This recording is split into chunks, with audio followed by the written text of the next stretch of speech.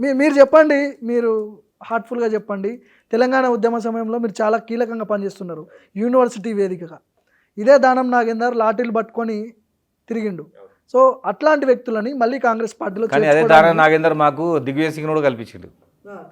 దానం నాగేందర్ లాఠీ పడడానికి ప్రధాన కారణం ఏంటంటే ఓయి విద్యార్థులు కొంతమంది ఆయన మీద దాడికి పోయారు, దానివల్ల ఆయన కట్టబెట్టుకోవాల్సి వచ్చిందని అనిపిస్తుంది. కానీ అదే దానం నాగేందర్ మాకు దిగ్విజయ్ సింగ్ అపాయింట్మెంట్ ఇప్పించి దిగ్విజయ్ సింగ్కి విద్యార్థుల తరపున ఒక లెటర్ ఇప్పించిండు. దానికి ఫ్లైట్ టికెట్ ఆయనే పెట్టిండు, అపాయింట్మెంట్ ఆయనే ఇప్పించిండు, భోజనాలు ఆయనే పెట్టించిండు. కాంగ్రెస్ పార్టీ ముందు నుంచి మేము కాంగ్రెస్ పార్టీతో టచ్లో ఉండేవాళ్ళం. ఎందుకంటే కాంగ్రెస్ పార్టీలో ఉన్నటువంటి తెలంగాణ మంత్రులు మొత్తం కూడా తెలంగాణ వాదులు. వాళ్ళు ఓవరాల్గా గవర్నమెంట్లో వండుకుంటూ కిరణ్ కుమార్ రెడ్డికి వ్యతిరేకంగా ఉండేవాళ్ళు. సో మా అందరికీ వాళ్ళు సాయం చేసేవాళ్ళు. సబితా రెడ్డి, శ్రీధర్ బాబు, జూపల్ కృష్ణారావు, దానం నాగేందర్ మాకందరూ సపోర్ట్ చేస్తారు. ఓకే. సో రేవంత్ రెడ్డి తర్వాత నెంబర్ 2 వ్యక్తి పొంగులేటి శ్రీనివాస్ రెడ్డి అంట, నిజమేనా? అంటే టెక్నికల్గా మాత్రం కాదు, కానీ ఓవరాల్గా చూస్తే అట్నే అనిపిస్తుంది. సరే, అది సాక్షాత్ ఆయనే శ్రీనివాసరెడ్డి గారు నేను నెంబర్ 2 కాదన్నాడుగా. గతంలో చెప్పిండు ఆయన, అసెంబ్లీ గేట్ కూడా అది వేరు.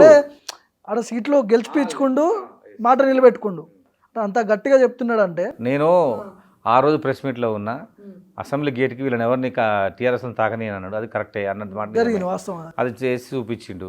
నెంబర్ 2 అని మాత్రం ఆయన ఎక్కడ అనలేదు, నేను టీవీలో కానీ ఎక్కడ కానీ చూడలేదు. అట్లా రెగ్యులర్గా సీఎంతో ఉండడం, రెగ్యులర్ కార్యక్రమాలు చేయడం, జనాలు ఎక్కువ కలవడం, బాగా పనిచేయడం వల్ల జనాలకు అట్లా అనిపిస్తుంది కావచ్చు నెంబర్ 2 అని. అదే వాళ్ళు డిసైడ్ చేస్తున్నారు. కేసీఆర్ని ఎందుకు టార్గెట్ చేస్తున్నాడు రేవంత్ రెడ్డి ముఖ్యమంత్రి అయిన తర్వాత? ఆ భాషలో మార్పు వచ్చిందని చాలామంది మాట్లాడుతున్నారు. అంటే ఒక రేవంత్ రెడ్డి గారికే కాదు, చాలామంది కూడా కేసీఆర్ మీద కోపం ఉంది. అంటే కేసీఆర్ చేసిన పనుల మీద ఇంకా కోపం ఉంది. అది ఇంకా టైం పడుతుంది అంతా పోవడానికి. మీకేం అన్యాయం చేసిండు? 2 సార్లు టికెట్ చేయడమే కేసీఆర్ చేసిన అన్యాయం మీకు? 3వ సారి ఇయ్యలే కదా. నా ప్లేస్లో ఒక సమైక్యవాదిని తీసుకొచ్చి నా పక్కన కూర్చోబెట్టిండు కదా, నా గొంతు కోసిండు కదా, నాకు ప్లేస్ లేకుండా చేసిండు కదా. అది అన్యాయమే కదా. వాళ్ళ కొడుకు వాళ్ళ బిడ్డకైతే అట్లా చేసినా చేయడు కదా, అందుకోసం నేను పెట్టుకొచ్చిన. లోక్సభ ఎన్నికల తర్వాత బీఆర్ఎస్ పార్టీ భవిష్యత్ ఏంటి ఏమైనా ఐడియా ఉందా మీకు? అంటే పార్టీ తెలంగాణలో టీడీపీ లాగా ఉంటుంది. టీడీపీ లాగా అయిపోతుంది. చాలా తక్కువ, మొత్తం ఎమ్మెల్యేలు ఎవరు ఉండరు, ఎంపీ సీట్లు ఏం రావు, జనాలు ఆ వైపు కూడా పోరు. అది క్షీణదశలో హైయెస్ట్ స్టేజ్కి పోద్ది. కేసీఆర్ అంత ఈజీగా వదిలిపెడతాడా అని? కేసీఆర్ పాచికలన్నీ పారవిగా అయిపోయినాయి. ఆయన దగ్గర ఉన్న మూమెంట్ అంతా, ఆయన దగ్గర ఉన్న మాటలు, ఆయన చెప్పిన విన్నరు అవన్నీ ఇప్పుడు ఓల్డ్ స్టోరీస్ లాగా కనిపిస్తాయి.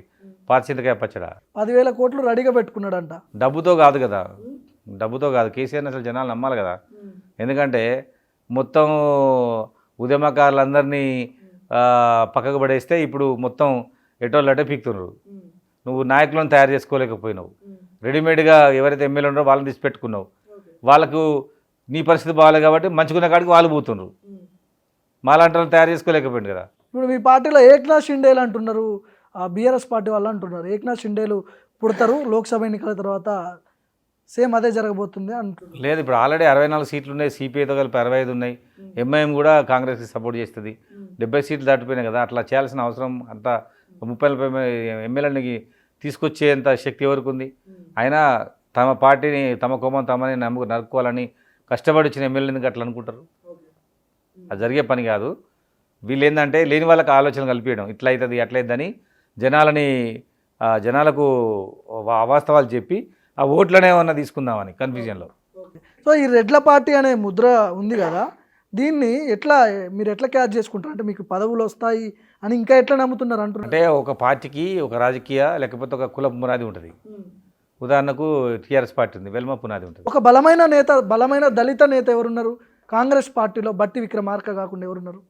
అంటే మీకు మళ్ళీ మేము చెప్తా ఉన్నా, ఇప్పుడు టీడీపీ పార్టీకి ఉంది, ఆ పార్టీకి కమ్మాసు బ్యాక్ బోన్గా ఉంటారు. జగన్మోహన్ రెడ్డి వైఎస్ఆర్సీపీకి ఉంటారు. కాంగ్రెస్ పార్టీ కూడా తెలంగాణ రెడ్లు వెన్నుముక. బహుజన సమాజ్ పార్టీలో దళితులు ఉంటారు.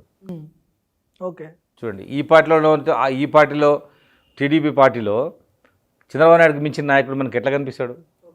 కాంగ్రెస్ పార్టీలో కూడా రెడ్డిసే కనిపిస్తారు మనకి. ఎందుకంటే వాళ్ళు దానికి గ్రామ శాఖ నుంచి వాళ్ళు పునాదిగా ఉన్నారు, వాళ్ళే కనిపిస్తారు అక్కడ నీకు. చివరిగా ఏమంటే కంటోన్మెంట్ నుంచి ఆశిస్తున్నారు, కావాలని డిమాండ్ చేస్తున్నారా, రిక్వెస్ట్ చేస్తున్నారు? నేను రిక్వెస్ట్ చేస్తున్నా పార్టీకి, నా అభ్యర్థిత్వాన్ని పరిశీలించమంటున్నా. అవకాశాలు ఎక్కువ ఉన్నాయి అక్కడికి. తెలంగాణ ఉద్యమకారుడిగా పెద్ద కులం అక్కడ ఉన్నది, ఆ కులం వ్యక్తిగా చదువుకున్న వాడిగా, గతంలో అక్కడ తిరిగిన వాడిగా, ఇవన్నీ అవకాశాలు ఉన్నాయి. ఆ అవకాశాన్ని పరిశీలించమంటున్నా. ఖర్చు పెట్టుకునే బాధ్యత నాది. డబ్బులు చూసుకుంటారా అంట. మేము 100% ఓకే